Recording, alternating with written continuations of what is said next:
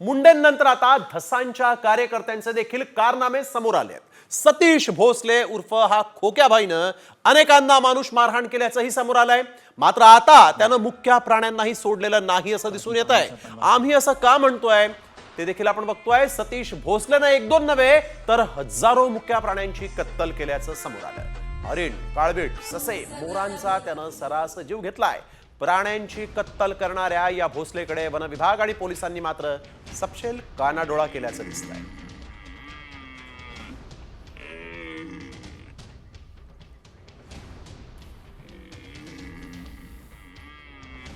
ते हरणं धरीत असताना यांनी थोडे मोबाईलची शूटिंग वगैरे काढल्यामुळं अलीकडची जाळीची शूटिंग आली, पण पलीकडची शूटिंग आली नाही। ज्यात हरण मेन गुतलं होतं त्यामधली कसलीही शूटिंग आलेली नाही याच्यात।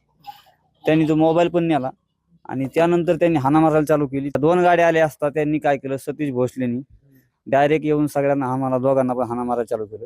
दहशतच आहे त्याची, पूर्ण तालुक्यामध्ये दहशत आहे। त्यांनी कमीत कमी 200च्या हरणं वरती मारली असतील, काही मोर मारली असतील। तर सतीश भोसलेनं कुठं आणि किती प्राण्यांची कत्तल केलेली आहे पाहूयात ग्राफिक्सच्या माध्यमातून। सतीश उर्फ खोक्या भोसलेकडून हजारो प्राण्यांची कत्तल करण्यात आलेली आहे। आष्टी, शिरूर आणि पाटोदा परिसरात 200हून अधिक हरणांची त्यानं शिकार केली आहे।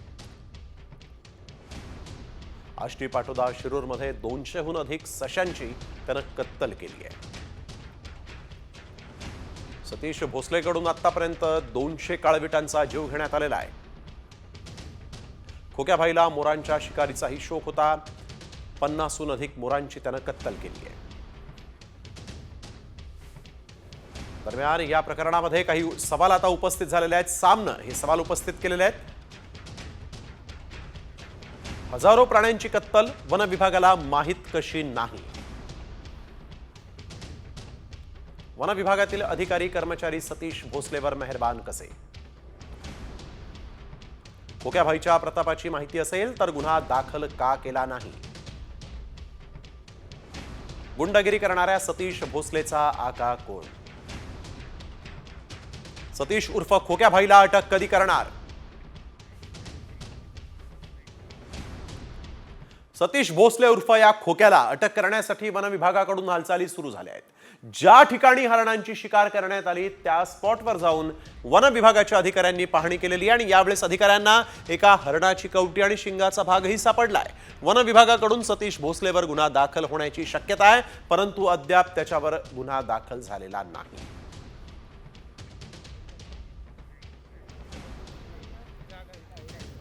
तर बीडच्या या खोक्याचा आणखीन एक कारनामा समोर आलेला आहे। सतीश भोसलेचा थेट मुलांना धमकी देतानाचा व्हिडिओ व्हायरल होतोय। या व्हिडिओमध्ये तो मुलांना हातपाय तोडण्याची धमकी देताना दिसतो।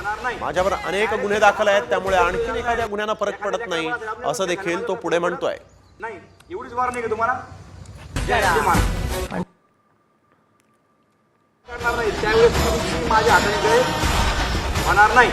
डायरेक्ट तुमच्या हातपाय मोडून जेलमध्ये जायला एखाद्या लेकरा बाळा आपण काय झालं माझ्यावर काही फरक पडत नाही। एवढीच वार नाही का तुम्हाला? तर धस समर्थक सतीश भोसले उर्फ खोक्याचा आणखीन एक कारनामा समोर आलेला आहे। यामध्ये खोक्याला पैशांचा माज असल्याचंही पाहायला मिळतंय। टेबलवर पैसे ठेवून ते पैसे उधळण्यात येत असल्याचंही पाहायला मिळत आहे। त्यामुळे खोक्या उर्फ सतीश भोसलेला पैशांचा माज आलाय का असा सवाल आता विचारला जातोय। त्याच्यावर पैशांची उधळण देखील या ठिकाणी होते।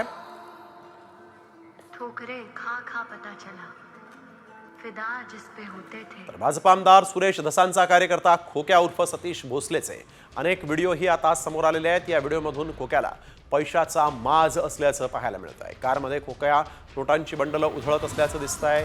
त्यानंतर खोक्याचा आणखीन एक व्हिडिओ समोर आलेला आहे। यात तो रस्त्यावर पैसे उडवत असल्याचंही पाहायला मिळालं। तर आणखीन एका नव्या व्हिडिओमध्ये खोक्यावर पैसे उधळले जात असल्याचंही दिसतंय आणि तो हे पैसे जमा करतोय। फिदा जिस पे होते थे एक सांप हमारे तर भाजप आमदार सुरेश धस यांचा कार्यकर्ता असलेल्या सतीश भोसलेनं 1.5 वर्षांपूर्वी एका व्यक्तीला बॅटनं मारहाण केली होती। तो व्हिडिओ समोर आला आणि हा खोक्या चर्चेत आला आणि त्याच घटनेतील मार खात असलेली व्यक्ती पहिल्यांदा समोर आली आहे। कैलास वाघ असं या व्यक्तीचं नाव आहे। तो सिंदखेड राजा तालुक्यातला मायरखेडे या गावातला रहिवासी आहे. सिंदखेड राजामधून बीडमध्ये नेत कैलास वाघ यांना मानुष मारहाण करण्यात आली.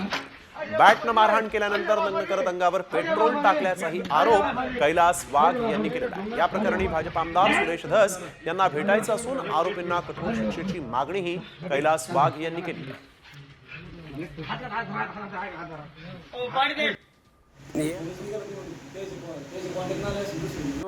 थोडी जोश मारतो, धमक्या जोराला घरी येऊन सनी त्यांनी बंदूक दाखवली. आता तुम्हाला माझी आई बोलली ना का तुम्हाला माझ्या आईचं ऐकून आलं का? माझी आई बोलली तुम्हाला, माझी आई बोलली तुम्हाला, त्यानं घरी येऊन डायरेक्ट ऑन दी स्पॉट बंदूक दाखवली, डायरेक्ट गोळ्या घालून मारून टाकीन, नाही तर ऑक्सिजन गाडी आणि मोठी ऑक्सिजन मारून टाकीन. तर खोक्या भोसले प्रकरणात तृप्ती देसाईंनी भाजपचे आमदार सुरेश धसांवर निशाणा साधला. सुरेश धस पण आकाच निघाले. धनंजय मुंडेंचं नेतृत्व बीडमधून कायमस्वरूपी संपवून स्वतःचं वर्चस्व यापुढे टिकवून ठेवण्यासाठी त्यांची लढाई सुरू होती, अशी टीका तृप्ती देसाईंनी केली. सरपंच संतोष देशमुख यांना न्याय मिळवून देणं हे फक्त त्यांच्यासाठी निमित्त मात्र होतं, अशी जोरदार टीका तृप्ती देसाईंनी सुरेश धसांवर केली आहे. तर सुरेश धस पण आता आकाच निघालेले आहेत, कारण त्यांचेही कार्यकर्ते जे आहेत ते क्रूर कृत्य करताना दिसत आहेत. परंतु मग सुरेश धस नेमके आवाज उठवत कशाला होते?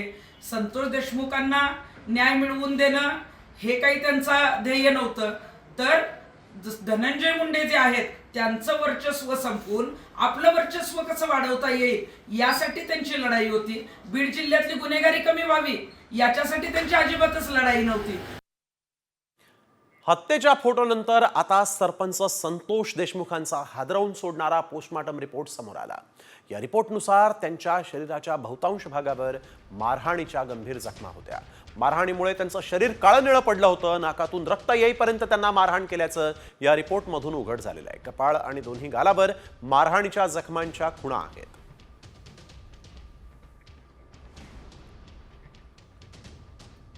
संतोष देशमुखांच्या हनुवटी, कपाळ आणि दोन्ही गालावर गंभीर जखमा आहेत. पोटावर लाथाबुक्क्यांनी मारहाण झाल्याच्या खुणा आहेत. नाकातून रक्त बाहेर येऊन सुकलं होतं. छातीवर, उजव्या डाव्या बाजूला तसंच बरगडीवर मारहाणीमुळे जखमा झाल्या आहेत. डाव्या खांद्यावर जखमा आहेत. मारहाणीमुळे जखमांच्या खुणा काळ्या निळ्या पडल्या होत्या. दंडावर, कोपऱ्यावर, मनगटावर, हाताच्या मुठीवर तसंच मधल्या बोठाला गंभीर जखम आहे.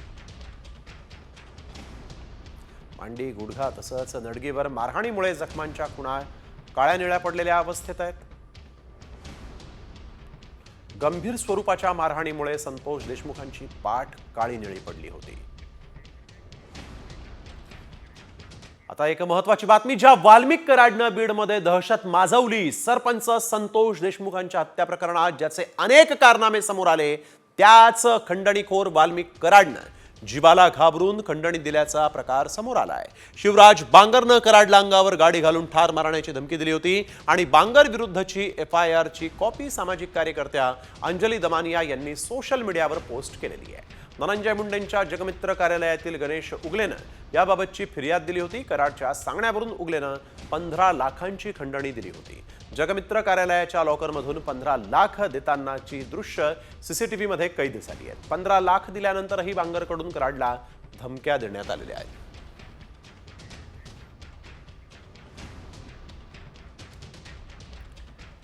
आणि आता साम टीव्हीची एक एक्सक्लुझिव्ह बातमी. राज्यात औरंगजेबावरून राजकारण पेटलेलं आहे. दुसरीकडे औरंगजेबाच्या कबरी संदर्भात एक मोठी बातमी समोर आली आहे. कारण या औरंगजेबाच्या कबरीला केंद्र सरकार पैसे पुरवत असल्याचा आरोप हिंदू जनजागृती समितीनं केलेला आहे. होय, 2011 पासून आतापर्यंत 6.5 लाख रुपये दिले गेले, अशी धक्कादायक माहिती समोर आली. औरंगजेबच्या कबरीसाठी दिले जाणारे पैसे बंद करण्याची मागणी हिंदू जनजागृती समितीनं केलेली आहे.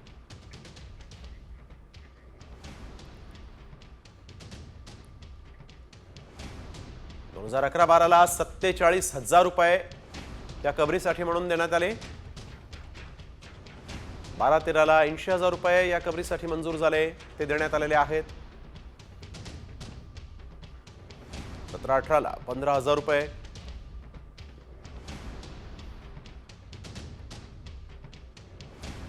20-21 2,55,000 रुपये कबरीसाठी देण्यात आले. 2022-23ला 2,60,000 रुपयांचा निधी या कबरीसाठी म्हणून देण्यात आला. हृदयवैकीच्या औरंग्याच्या उदात्तीकरणासाठी केंद्रीय पुरातत्व खातं आत्तापर्यंत 6.5 लाख रुपये खर्च करतं. हेच केंद्रीय पुरातत्व विभाग छत्रपती शिवाजी महाराजांच्या त्या मंदिरासाठी केवळ आणि केवळ वर्षाला 3,000 रुपये खर्च करतं. आता वाढवून काहीतरी 6,000 रुपये झालेलं आहे. हे दुर्दैव आहे महाराष्ट्राचं. म्हणजे महिन्याला 250, 300 किंवा 400 रुपये एवढाच त्याच्यामध्ये खर्च होतो. आज 250-300 रुपयात काय येतं? तर औरंगजेबाची कबर थेट जेसीबी लावून उखडून टाका अशी मागणी उदयनराजे भोसलेंनी केली. औरंगजेबाच्या या कबरीवर सरकार खर्च करत असल्याची बातमी सामने दाखवली. सरकारी खर्च होत असल्याची ही बातमी पाहताच उदयनराजे भडकले होते.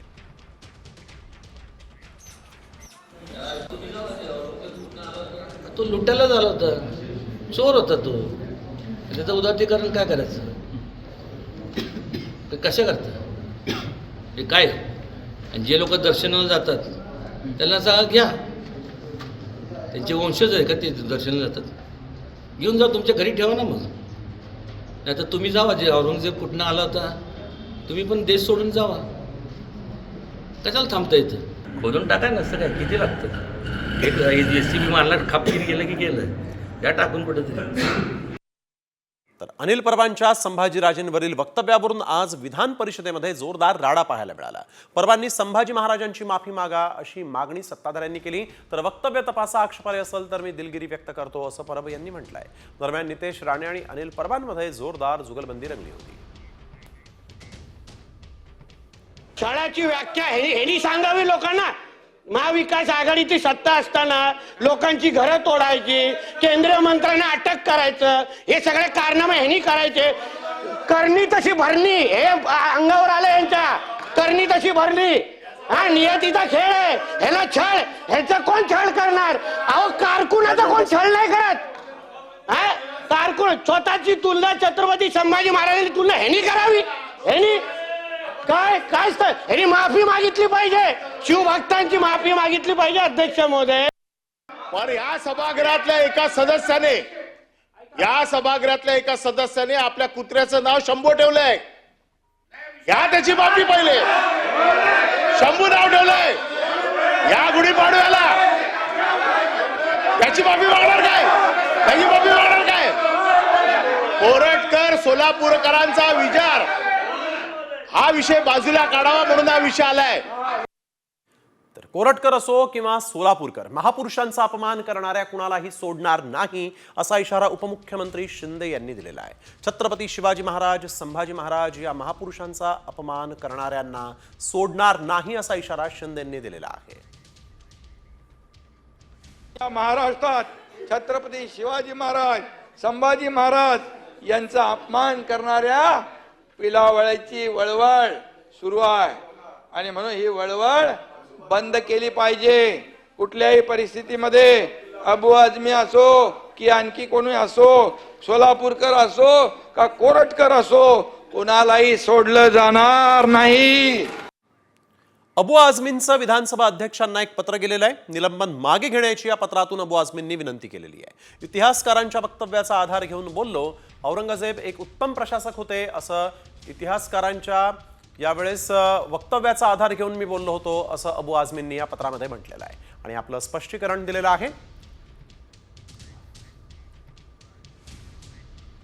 मुख्यमंत्री देवेंद्र फडणवीसांनी विधानसभेमध्ये मोठी घोषणा केली आहे. महाराष्ट्रातील वीज ग्राहकांसाठी योजना जाहीर करण्यात आली असून यातून 70% महाराष्ट्र वीज बिल मुक्त होणार अशी घोषणा फडणवीसांनी केली. तसंच शेतकऱ्यांना 365 दिवस वीज उपलब्ध होणार असल्याचं देखील मुख्यमंत्र्यांनी म्हटलेलं आहे. केंद्र शासनाच्या धर्तीवर एक नवीन योजना आम्ही तयार करायला घेतलेली आहे. या योजनेमध्ये आपल्याकडे आपले एकूण जे घरगुती ग्राहक आहेत, या घरगुती ग्राहकांच्या 70% ग्राहक हे 0 ते 100 युनिट इतकी वीज वापरतात. या 70% ग्राहकांकरता पंतप्रधान सूर्यघर मुफ्त वीज योजनेच्या धर्तीवर राज्याची योजना आम्ही तयार करतो आहोत की ज्या योजनेमुळे हे 70% ग्राहक त्या योजनेचा लाभ घेऊन आपल्या घरावर सोलर लावू शकतील आणि हे 70% ग्राहक म्हणजे जवळपास 1.5 कोटी ग्राहक हे विजेच्या बिलापासून पूर्णपणे मुक्त होऊ शकते, पूर्णपणे मुक्त होऊ शकते. सगळ्यात महत्त्वाचं, शेतकऱ्याला 365 दिवस दिवसा वीज मिळणार आहे. कोणालाही रात्रीच्या विजेची आवश्यकता पडणार नाही. आणि जवळपास याच्यामध्ये शासनाच्या सबसिडीची 5,500 कोटी रुपयाची बचत होणार आहे आणि एकूण वीज खरेदी खर्चामध्ये 10,000 कोटी रुपयाची बचत या माध्यमातून होणार आहे. मुख्यमंत्री देवेंद्र फडणवीसांनी उपमुख्यमंत्री एकनाथ शिंदेंना आणखीन एक धक्का दिला असं म्हटलं जात आहे. कारण राज्यात केंद्राच्या धर्तीवर स्थापन करण्यात आलेल्या मित्र या संस्थेच्या उपाध्यक्षपदावरून शिंदेंचे निकटवर्तीय अजय अशर यांची उपाध्यक्षपदावरून उचलबांगडी करण्यात आलेली आहे. तत्कालीन मुख्यमंत्री एकनाथ शिंदे यांनी त्यांची नियुक्ती केली होती.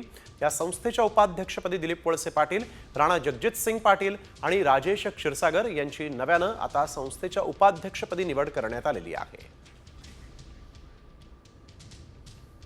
अजय अशर हा एक बिल्डर होता ठाण्यातला.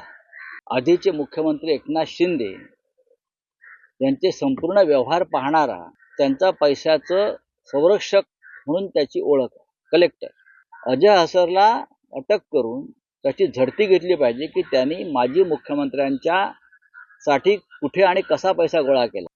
कदाचित देवेंद्र फडणवीस साहेब सातत्याने दाखवून देत आहेत की बॉस कोण आहे. म्हणजे एकनाथ शिंदे साहेबांना प्रत्यक्षपणे राजकीय दृष्टिकोनातून नाही तर त्यांचं इमेजला डॅमेज होईल असं कुठेतरी दाबण्याचा प्रयत्न करतायत. एकनाथ शिंदे साहेबांचे जवळचे जे कोणी आहेत त्यांना आम्ही पदं देत नाही, त्यांच्या विभागावर आम्ही कारवाई करतो. मग त्याचा अर्थ याच्यामध्ये एकनाथ शिंदे साहेबांचं कदाचित या पक्षात या सरकारमध्ये चालत नाही असा संदेश ते देत चाललेले आहेत. काही लोकांचं राजकीय पुनर्वसन करण्यासाठी तुम्ही तिथं जर बसवत असाल तर त्याच्यातून राज्याचं भलं होणार नाही.